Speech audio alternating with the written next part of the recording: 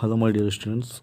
आज हम लोग एक इम्पॉर्टेंट टॉपिक को डिस्कस करेंगे, care of injured and disease animal. तो आपको पता है कि सबसे पहली बात है कि हम किस तरह से मीन्स जो भी एनिमल्स है वैसे एनिमल्स जो ग्रसित हैं, बीमार से ग्रसित हैं, तो उनको हम लोग किस तरह से केयर करेंगे, या वैसे एनिमल्स जो इंजर्ड हैं उनको हम लोग किस तरह से केयर करेंगे। एक लॉन्ग क्वेश्चन यहाँ पे पूछे जाते हैं। ठीक है, तो 6 मार्क्स के एक लॉन्ग क्वेश्चन आ सकते हैं इसमें से। तो चलिए समझते हैं, इसको शुरू करते हैं।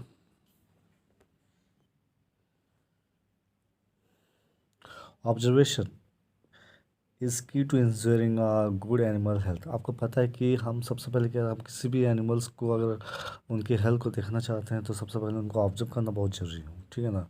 Observing animals physical health as well as psychological wellbeing through behavioural observation is important. कहने का मतलब ये है यहाँ पे कि जब भी हम ऑब्जर्व करते हैं किसी एनिमल्स को, ठीक है, या कब हम जब भी हम नोटिस करेंगे तो पहली बात है उनका फिजिकल हेल्थ को देखेंगे, उनका फिजिकल को देखेंगे, साथ में हम उसका साइकोलॉजिकल को भी ध्यान में रखेंगे। फिर वो किस तरह से वो एनिमल्स जो होते हैं उनका बिहेवियर को समझेंगे, वो उनके सराउंडिंग मीन्स वो बाकी एनिमल्स के साथ किस तरह से बिहेव करें उनको भी देखेंगे। तो सब कुछ को जज करेंगे, सब कुछ को समझ मीन्स नोटिस करेंगे, ऑब्जर्व करेंगे। यहाँ तक कि हम उनका जो फैकल मैटर होते हैं, ठीक है ना, तो उनको भी हम लोग क्या करेंगे, उसको भी जांच करेंगे, क्योंकि फैकल मैटर भी एक ऐसा है कि उनसे भी हमको पता चल जाता है कि एनिमल्स की हेल्थ कैसे है। ठीक है, तो एनिमल्स को ऑब्जर्व करना ये पहली बात है कि ऑब्जर्व हर फील्ड में करेंगे, चाहे उनका उनका हेल्थ की बात हो तो फिजिकली देखेंगे, उनकी साइकोलॉजिकली देखेंगे। ठीक है, और बाकी एनिमल्स के साथ किस तरह से वो बिहेव कर रहे हैं उनको भी ध्यान में रखेंगे। यहाँ तक कि उनकी जो फेकल मैटर होते हैं उनको भी हम लोग एनालिसिस करेंगे। फिर देखेंगे अगर वो एनिमल ग्रसित हैं, कोई बीमार है, मीन्स बीमारी से पीड़ित है, तो इसका मतलब क्या होंगे कि उनको हमको क्वारंटाइन करना बहुत ज़रूरी होता है। ठीक है, ताकि बाकी जो जानवर हैं उनको जो होंगे इनसे कोई बीमारी जो दूसरे जानवरों को ना हो पाए। तो ये सब बातें को ध्यान में रखेंगे। यहाँ तक कि वो जो एरिया है जहाँ पे वो रहते हैं वो उसको सफाई की ज़रूरत है। ठीक है, फिर तो ये सब कुछ जो होता है ध्यान में रखते हुए ही हम लोग क्या करेंगे, किसी भी एनिमल को हम केयर कर सकते हैं। ठीक है, understanding their individual needs and behavior will help us prevent injury, identify disease or poor health, and ensure they get the proper treatment and care that may be required. पहली बात ये है कि यहाँ पे ये उनकी जो बिहेवियर है, उनकी जो नीड्स है, ठीक है, ये देखना बहुत ज़रूरी है, उनको समझना बहुत ज़रूरी है। तो इससे क्या होगा, हम लोग क्या कर सकते हैं, किसी भी बीमारी को हम आइडेंटिफाई कर सकते हैं, उनकी अगर हेल्थ पुअर है तो वो समझ सकते हैं, अगर उनको इंजरी है तो उसको हम प्रिवेंट कर सकते हैं, उनको एक सही ढंग से हम ट्रीटमेंट कर सकते हैं, उनको केयर कर सकते हैं। ये सारी बातें यहाँ पे हैं। तो तो सबसे पहले जो होते हैं, अब समझते हैं कि हमको क्या करना, रिकॉग्नाइज करनी पेन को, जो दर्द होता है तो वो जानना बहुत ज़रूरी है कि इसमें अटेंशन होना बहुत ज़रूरी है कि एनिमल के बिहेवियर में ही पता चल जाए कि उसको किस तरह का पेन है। ठीक है, पेन भी दो तरह से हो सकता है, एक एक्यूट पेन, एक होता है क्रॉनिक पेन। एक्यूट पेन जो होते हैं शॉर्ट टर्म के लिए है, मतलब कुछ पल के लिए है। ठीक है, और जो क्रॉनिक पेन होते हैं वो लंबे समय तक होती है। ठीक है, इनको डिटेक्ट करना, इनको रिकॉग्नाइज करना बहुत ज़रूरी है। ठीक है, ये तो ये जो एक्यूट पेन होते हैं, this pain is more easily recognisable as we may see the injury or notice specific sign such as sudden numbness. ये जो है एक्यूट पेन है, हम लोग आसानी से रिकॉग्नाइज कर सकते हैं। मान लेते हैं कहीं भी क्या हो, छोटी सी इंजरी हुई है तो ये हमको पता चलेगा वो एक्यूट पेन में। तो इससे पता चलेगा कि जो जानवर है उनको क्या हुआ, एक्यूट पेन हुआ। क्रॉनिक पेन जो होता है वो लंबे समय तक रहते हैं। ठीक है ना, और वो स्लोली स्लोली क्या होता है, धीरे धीरे वो आहिस्ता आहिस्ता क्या होता है, वो बढ़ते चले, और it is associated with degenerative health problems. ठीक है, इसमें क्या होता है कि उसमें ये देखा गया कि उनका जो हेल्थ प्रॉब्लम होंगे, ठीक है, तो हेल्थ प्रॉब्लम किस तरह, मान लीजिए कि डेंटल डिजीज़ हुई है, दांतों में कुछ डिजीज़ हो गया है, या उनकी स्किन में कुछ डिजीज़ हो गया, तो ये सब कुछ प्रॉब्लम हो गया। तो ये काफ़ी लंबे समय तक देखने को मिलते हैं। तो ये क्रॉनिक पेन में आ जाता है। तो इस तरह से तो पेन को रिकॉग्नाइज करना भी बहुत ज़रूरी है। तो अगर हम ये देखते हैं कि उनको रिकॉग्नाइज किए कि उनको पेन है, तो अब या है ना, या उनको कहीं पे इंजर्ड है जिसकी वजह से उनको दर्द हो रही है, तो आप इसलिए हम क्या करेंगे, तो उनको हम लोग क्या करेंगे, एक अच्छे मीन्स जो डॉक्टर होते हैं, जो वेटरिनरी डॉक्टर होते हैं, उनको कंसल्ट करेंगे, ठीक है ना।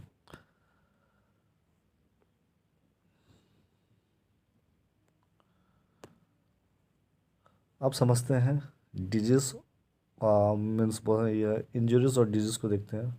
डिजीज और injured wild animal will often hide obvious sign of being ill. This is why it is important to be very observant to even the smallest changes in the movement, body, and skin condition.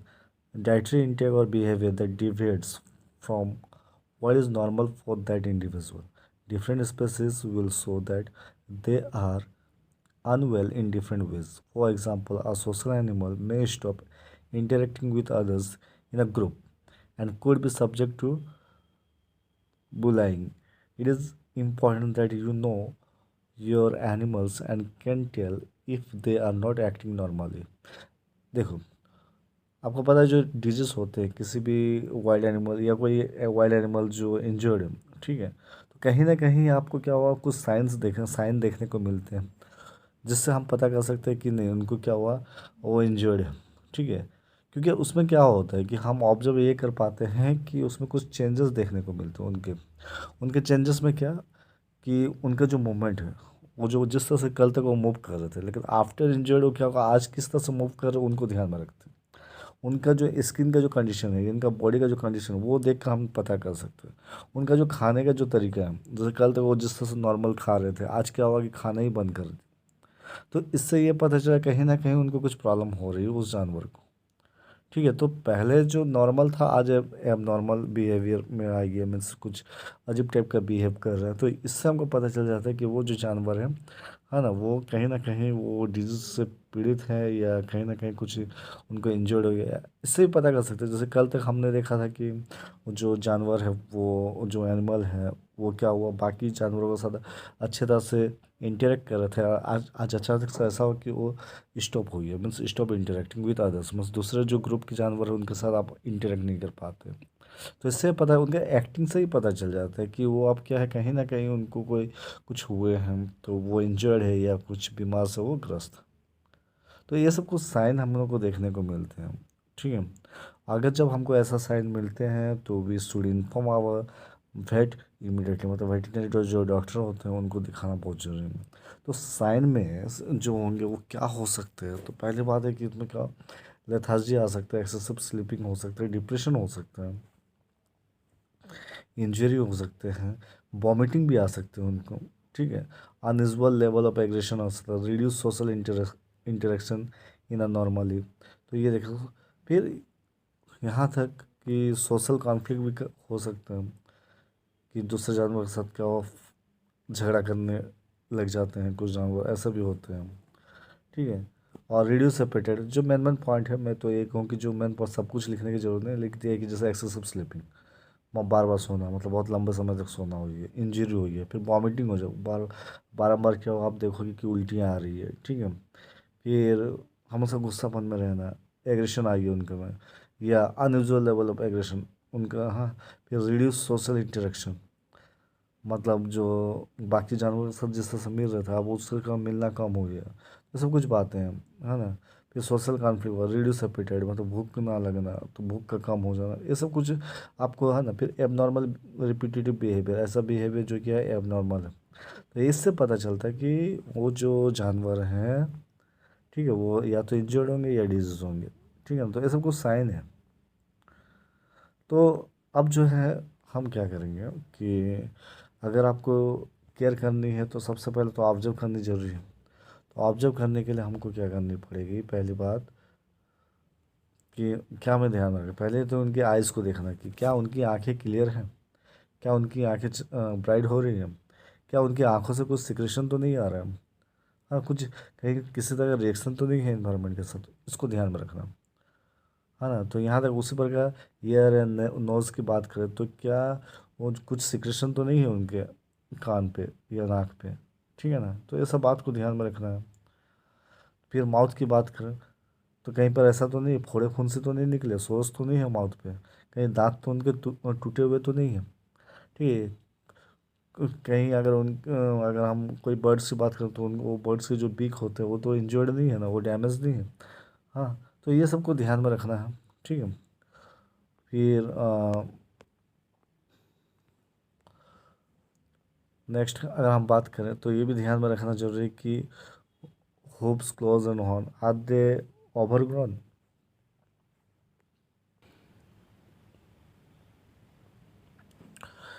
Damaged, cracked, or impeding movement? Do they need trimming, shaping, or the addition of object or substrates to help wear them down in the enclosure? तो इस सबको ध्यान में रखना बहुत ज़रूरी है, ठीक है, कि कहीं हाँ, उनका मूवमेंट को ध्यान देना है, उनका हर मतलब सब चीज़ को ध्यान में रखना है, उनकी जो हॉर्न्स है, उनका क्लॉज है, ठीक है, उनको भी ध्यान में रखना है, कहीं कुछ क्रैक तो नहीं हो गए, डैमेज तो नहीं हो गए, कैसा है, तो इस सबको ध्यान में रखना है। मूवमेंट की बात करें कि उनका मूवमेंट जो होता है, एनिमल किस तरह से मूव कर रहे हैं, ठीक है, ऐसा तो नहीं उनका मूवमेंट का जो पैटर्न वो चेंज हो गया सडन से, ठीक है, तो ये भी इसको भी ध्यान में रखना है। यहाँ तक कि उनका कोट स्किन फेदर स्किल को भी ध्यान में रखना है कि जो उनकी कोट है कहीं ऐसा तो नहीं है कि वहाँ पैरासाइट है, ठीक है, कि उनकी फेदर से स्मूथ है ना यूनिफॉर्म है, इसको भी ध्यान में रखना है। तो ये सब कुछ बातें हैं, ठीक है। और नेक्स्ट जो है फिशेस की बात करते हैं, उस पर जो फिशेस होते हैं तो उनको भी ध्यान में रखना है, क्या फैकल मैटर में कहीं किसी तरह का पैरासाइट तो नहीं है।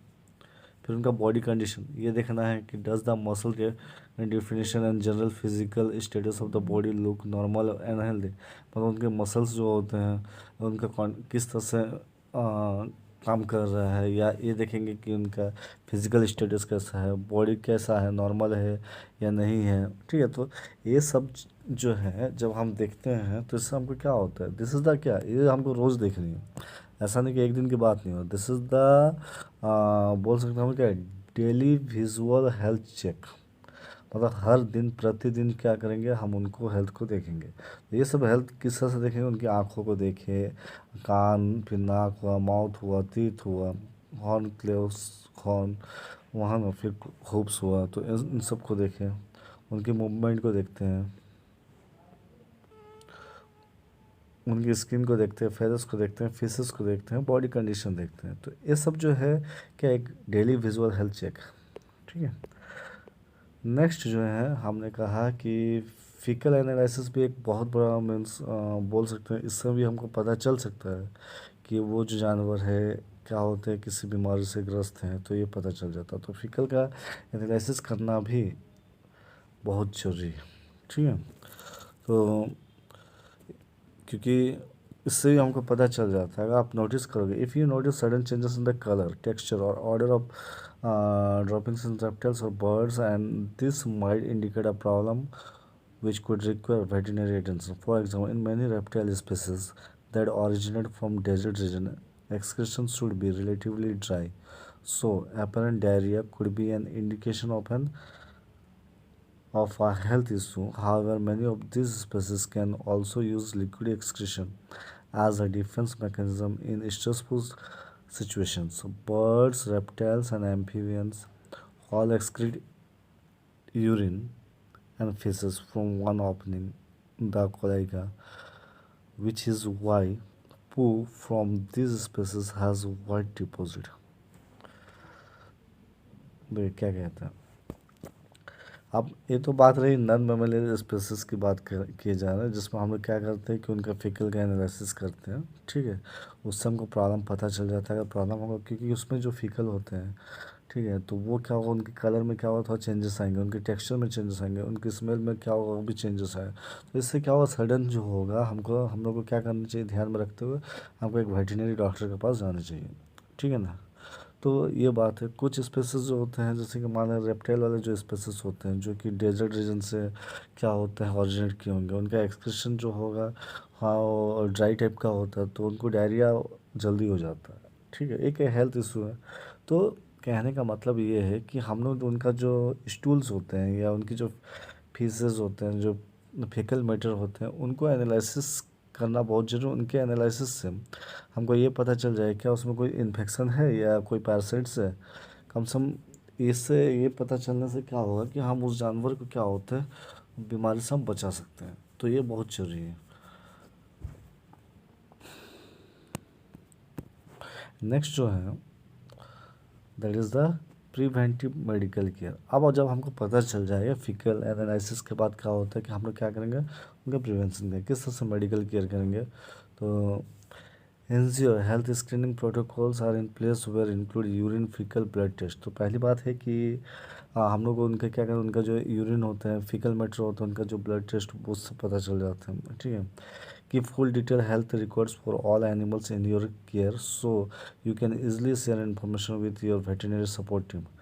अगर आप अच्छी तरह से आप क्या करोगे, उनका हेल्थ का अगर रिकॉर्ड करोगे, जितने भी जानवर है केयर करोगे, तो ऑब्वियसली क्या करोगे, सारा इन्फॉर्मेशन को आप अच्छी तरह से अपने जो पास के जो भी डॉक्टर हैं, जो भी वेटरनरी डॉक्टर होंगे उनको, या उनके जो भी सपोर्ट टीम होंगे उनको इन्फॉर्मेशन दीजिए। तो नेक्स्ट जो होंगे, consider chronic disease which may need different treatment to acute health problem. तो आपको पता है जो क्रॉनिक डिजीज होते हैं उनके लिए तरह तरह का डिफरेंट डिफरेंट ट्रीटमेंट की ज़रूरत पड़ती है, ठीक है।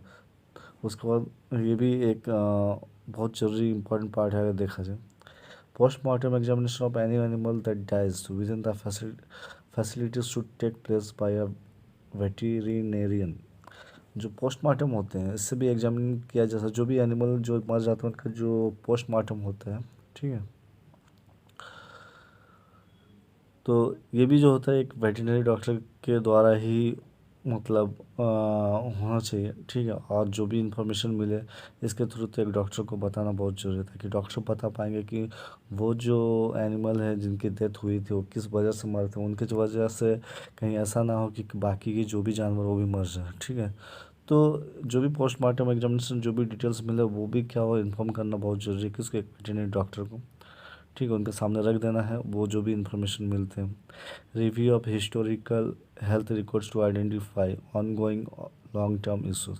अगर ऐसा जानवर जो क्या होता है कि वो बहुत लंबे समय तक बीमारी से पीड़ित हैं और उनको इलाज किया जा रहा है, तो उनका जो भी रिकॉर्ड है हेल्थ रिकॉर्ड, उनका जो पास्ट है, जो भी हिस्टोरिकल है, जो भी पास्ट है, तो उनका रिव्यू एक बार करनी चाहिए शुरू से लेकर लास्ट तक, और एक वेटरनरी डॉक्टर के पास रखनी चाहिए इसको। तो ये सब जो है कुछ प्रिवेंटिव मेडिकल केयर है। नेक्स्ट आ जाते हैं मैनेजिंग एनिमल हेल्थ। आप किस तरह से आप मैनेज करोगे, ठीक है, किसी भी एनिमल की हेल्थ को। तो सबसे पहली बात है कि ये तो एक वेटरनरी डॉक्टर जो होता है वो ही डायग्नोस करते हैं, वही ट्रीटमेंट करते हैं, ताकि जो भी दर्द है, पेन है, इंजरी है, जो डिजीज़ होंगे उस एनिमल को, वो ध्यान से वो केयर कर सकते हैं। क्लियर कम्युनिकेशन बहुत ज़रूरी है। एक मतलब एक वेटरनरी स्टाफ के साथ एक पर्सनल है, जैसे मान लेते हैं कि आपके पास एक जानवर है, आप अच्छी तरह से आप उसको क्या करो कि बताओ, एक डॉक्टर के साथ अपना शेयर कीजिए क्या प्रॉब्लम है क्या नहीं। इससे क्या होगा कि क्लियर कम्युनिकेशन होना बहुत ज़रूरी है। इससे भी क्या हो सकता है कि एक डॉक्टर को पता कर चल सकता है कि जो जानवर उसको कैसे करके हम ठीक करें। नेक्स्ट जो होता है, veterinary treatment must only be administered by appropriately qualified veterinary personnel who are professionally competent to do so or under guidance and instruction by qualified veterinary personnel if appropriate। यहाँ पे ये भी कहा जाता है कि ऐसा जब भी हम किसी जानवर को ट्रीटमेंट करते हैं, ऑब्वियसली एक वेटरनरी डॉक्टर के थ्रू ही करेंगे, तो वेटरनरी डॉक्टर जो होना चाहिए वो हाईली क्वालिफाइड होना चाहिए, ठीक है। उसके बाद जो है नेक्स्ट अगर बात करें वेटरनरी ड्रग्स जो होता है, ये मतलब वेटरनरी डॉक्टर क्या करेंगे लास्ट में मेडिसिन भी देते हैं, ताकि है ना, और ऐसा मेडिसिन होना चाहिए जिसमें कोई है ना ऐसा ना कि वो एक्सपायर हो जाए, तो उसको भी ध्यान में रखना चाहिए। और बाकी बहुत सारी चीज़ें, एक फैसिलिटी भी होना चाहिए कि एक जानवर को क्या सेफ एग्जामिनेशन होना चाहिए, उनके डायग्नोसिस सही ढंग से होना चाहिए, उनके ट्रीटमेंट सही ढंग से होना चाहिए, ठीक है। तो ये सब बातें हैं, तो कि तो एक ये सारे जो है ये सब मैनेजिंग करने का तरीका है एनिमल को हेल्थ के लिए। तो लास्ट अगर मैं बात करना चाहूँगा क्वारंटीन के बारे में। क्वारंटीन के बारे में आप लोग को अच्छी तरह से पता है, क्वारंटीन जो होता है, अगर किसी जानवर को कोई बीमारी है तो ऑब्वियसली क्या होगा आगे जाके क्या हो दूसरों को हो सकता है, तो उसको हम लोग क्या है कुछ दिनों के लिए हम उसको माना कि 1 मंथ के लिए उसको क्वारंटीन कर दे, ताकि क्या होगा वो जो बीमारी है जो उनको हुआ है दूसरों को ना फैले, ये भी एक बहुत बड़ा मीन्स पॉइंट है यहाँ पे। तो इस तरह से हम लोग क्या कर सकते हैं, केयर कर सकते हैं, हाँ ना, जो भी इंजर्ड हैं, जो डिजीज एनिमल है उसको केयर कर सकते हो। ऑब्वियसली आई होप दैट आपको पसंद आ रही होगी मेरी वीडियो। तो ये एक इम्पॉर्टेंट क्वेश्चन है, एक लॉन्ग क्वेश्चन है, आराम से आप इसके बारे में बना चढ़ा कर आप लिख सकते हो, right in your on words. Okay, मेरे चैनल पर बने रहिए। मैं कोशिश कर रहा हूँ जितने भी जो इम्पोर्टेंट क्वेश्चन होंगे उनके वीडियो जो होंगे विथ नोट्स मैं आपको प्रोवाइड करते रहूँगा इसी चैनल पे। Okay, thank you.